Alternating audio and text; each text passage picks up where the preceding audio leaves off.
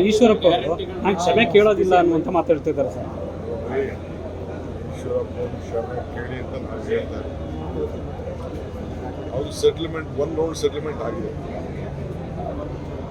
ಅಸೆಂಬ್ಲಿಲಿ ಏನೋ ಮಾತಾಡಿದ್ದು ನಿಮ್ಗೆ ನೆನಪಿದೆಯಾ? ನಮ್ಮ ಫಾದರ್ನೆಲ್ಲ ಪಾಪ ನೆನೆಸ್ಕೊಂಡಿದ್ದು. ಈಗ ಎಲ್ಲಿದ್ದಾರೆ ಈಶ್ವರಪ್ಪ? ಯಾರು ನಮ್ಮ ಸುದ್ದಿಗೆ ಬಂದಿದ್ದಾರೆ ಅವ್ರಿಗೆಲ್ಲ ಒಂದು ಸ್ಟೇಜ್ ಸೆಟ್ಲ್ಮೆಂಟ್ ಆಗ್ತಾ ಇದೆ.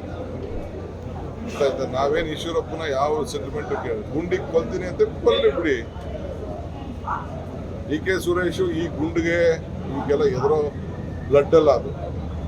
ಅವರು ಹೇಳಿದ್ರು ಸರ್, ನಾನೇ ಹೋಗ್ತೀನಿ. ಕೆಂಪೇಗೌಡರ ಇತಿಹಾಸ ಗೊತ್ತಿದೆಯಲ್ಲ, we have own history Bengaluru. ಪ್ರೇರೇಪಣೆ ಮಾಡೋದು ಬೇಡ, ನಾನೇ ಬರ್ತೀನಿ ಈಶ್ವರಪ್ಪನವ್ರ ಮನೆಗೆ. ನಾವು ರಾಜಕಾರಣ ಮಾಡಬೇಕಾದವರು ಹಿಂದೆ ಹೇಳಿದ್ದೀನಿ. ಹುಲ್ಲುಗಾಡಿನೂ ಹಿಡ್ಕೊಂಡು ಬಂದಿಲ್ಲ, ಕಿವಿ ಮೇಲೆ ಹೂವು ಹಿಡ್ಕೊಂಡು ನಡೀರಿ ಆಯ್ತು.